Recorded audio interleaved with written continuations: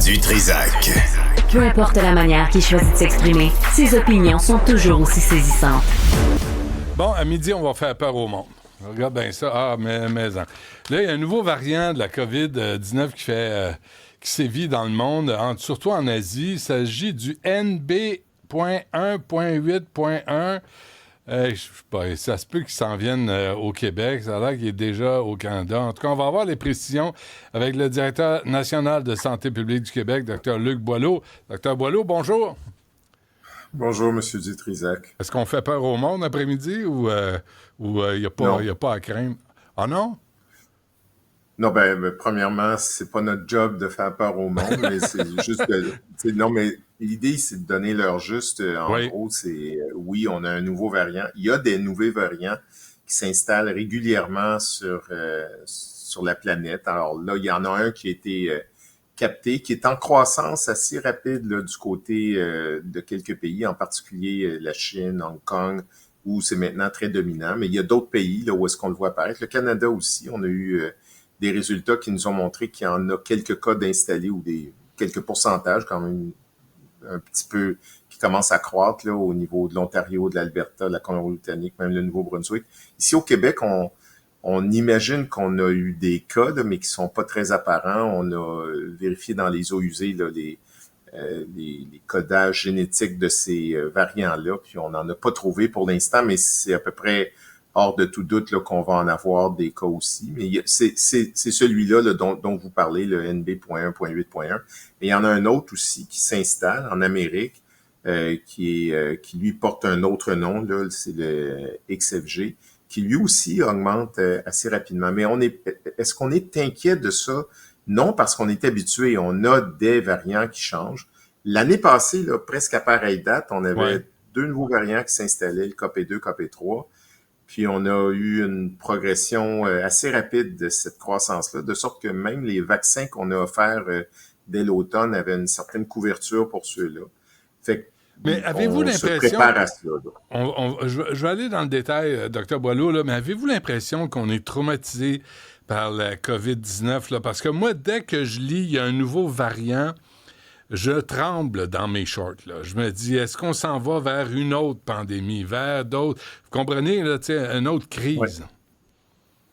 On s'en va pas vers ça. Là. De toute évidence, on n'est pas du tout dans un spectre là, qui nous amène à avoir une nouvelle maladie pour laquelle on n'aurait pas d'armes thérapeutiques puis on serait pas bien préparé. Là. Premièrement, on est capable de les voir venir.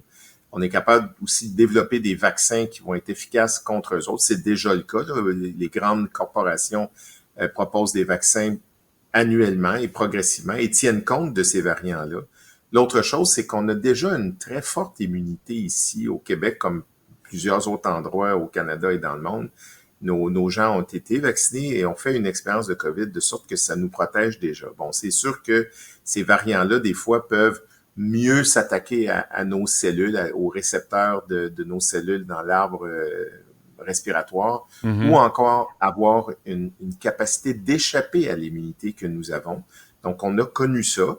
Parmi ces variants-là, il peut y avoir des effets d'une zone ou d'une autre que je viens de vous décrire, mais on est assez bien alerté là-dessus. Puis on a des scientifiques autour de nous de très haut niveau là qui sont capables de suivre ça. J'étais avec eux d'ailleurs ce matin, puis croyez-moi, ils connaissent bien la situation. Alors on les a chez nous à l'Institut national de santé publique du Québec, on les a aussi à l'échelle canadienne. Là. Donc on a des capacités. Notre inquiétude, nous, elle est beaucoup plus sur une autre chose. Là. C'est éventuellement, on pourrait être exposé à une charge grippale de la grippe aviaire H5N1. Ça, vous avez entendu ça aussi. Ça, on suit ça de très, très près. Mais pour la COVID, non pas qu'on veut banaliser ça, mais au contraire, c'est dire qu'on suit ça sérieusement. Et on a l'avantage d'offrir des vaccinations. On vient de compléter une campagne de vaccination pour ceux qui sont très à risque.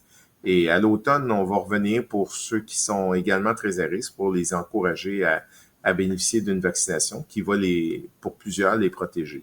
Et pourquoi celui de la grippe aviaire vous inquiète davantage? Ben, c'est parce que on n'a pas en fait, la COVID s'est installée, là. C'est une COVID qui est là, qui change, qui crée cette variation-là. L'influenza, lui aussi, s'est installé. On connaît ça. L'influenza, c'est la grippe.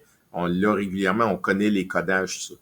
Mais la grippe aviaire, c'est que il est possible qu'à un moment donné, ce virus-là, le H5N1, qui a fait quand même plusieurs cas dans le monde et en Amérique, qui a attaqué le cheptel des vaches puis tout ça, qu'il puisse se transformer puis devenir contagieux d'une personne à une autre. Et là, on va avoir quelque chose qui va s'étendre plus rapidement. On est, je dirais pas qu'on est craintif, là, apeuré, mais on se prépare à cela. L'important, c'est que tout le système de santé actuellement, même cette semaine, là, se prépare à ça au cas où pour faire des exercices de simulation, puis s'assurer qu'on est capable de répondre à ça, parce qu'on aura une certaine capacité thérapeutique ou de prévention et de vaccination. D'ailleurs, on a des vaccins contre le H5N1 pour ceux qui sont exposés déjà à cela. Alors, on est bien équipé, bien occupé aussi à savoir comment anticiper ça, bien prévenir. On a, je pense que vous le savez, là, on est capable de bien faire ça.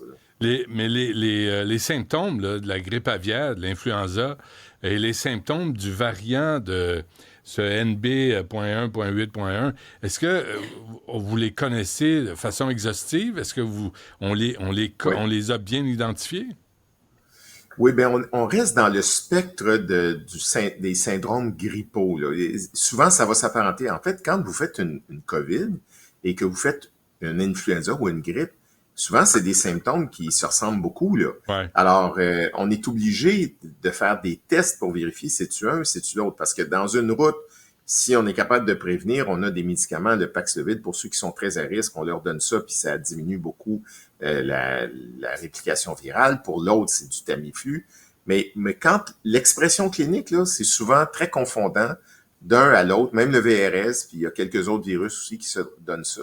Mais les cliniciens sont très habitués, puis ils sont capables de bien faire ça, puis on est bien organisé pour ça. En termes de santé publique, Dr. Boileau, là, comment vous expliquez que là, on se parle d'un variant de la COVID, vous venez de le dire, là, qui a des liens avec la grippe, en tout cas en termes de symptômes, l'influenza, mais on dirait que ce qui monte à la surface, c'est des problèmes respiratoires.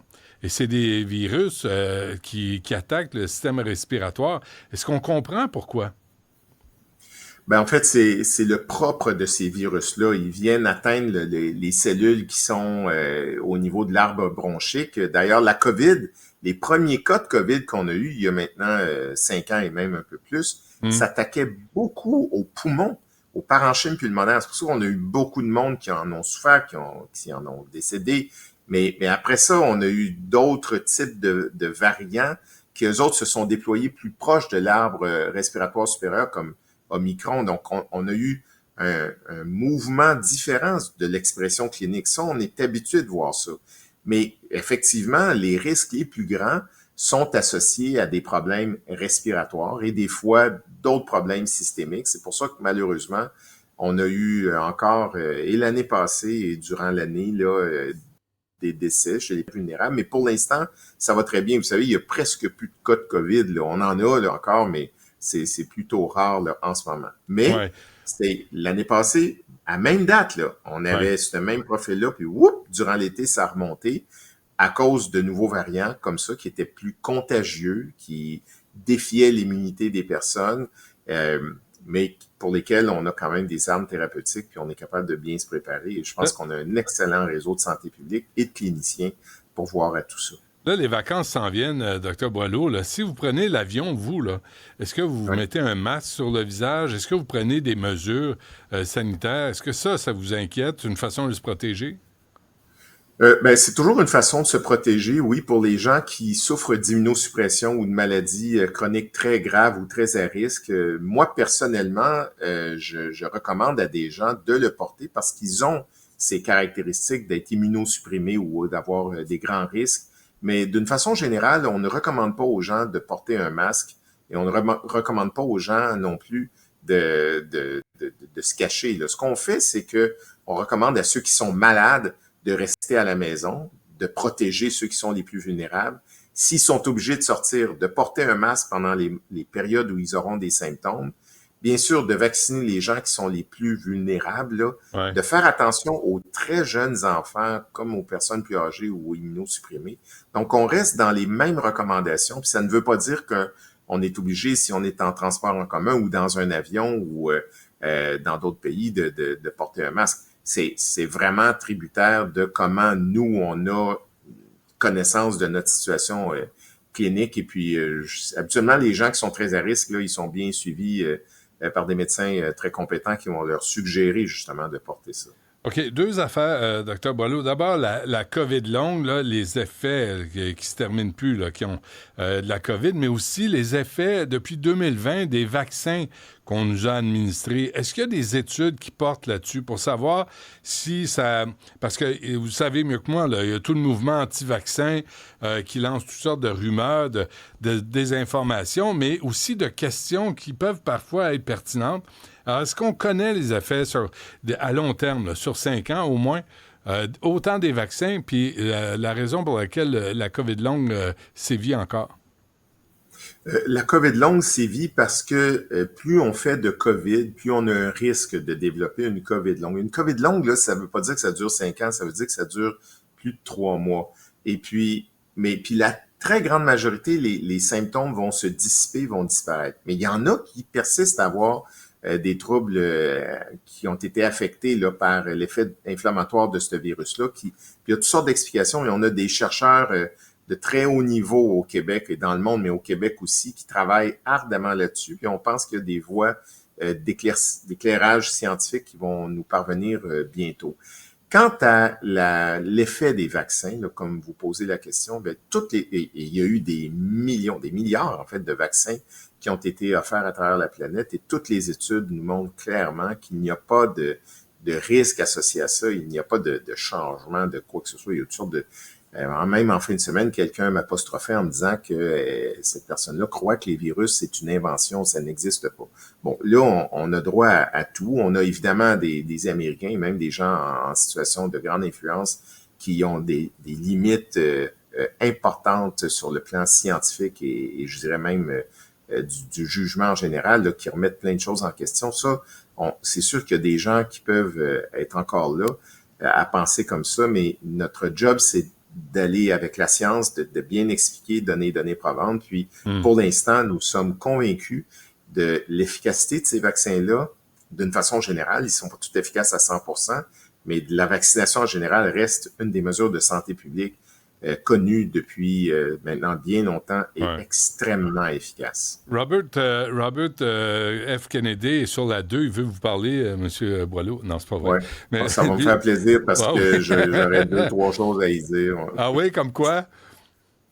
Ben, je pense que la meilleure chose que des dirigeants peuvent faire, c'est ce qu'on voit ici au Québec, au Canada, c'est, en tout cas, dans la plupart des provinces, ce sont des dirigeants qui écoutent les scientifiques venir exprimer les choses et qui ensuite prennent leurs décisions. C'est pas aux scientifiques à prendre les décisions, c'est aux scientifiques à bien expliquer, à révéler les risques, les données probantes, à bien expliquer ça. Monsieur Kennedy, malheureusement, visiblement ne tient pas compte de la science comme on s'attendrait d'une personne avec autant d'autorité sur le système de santé aux États-Unis.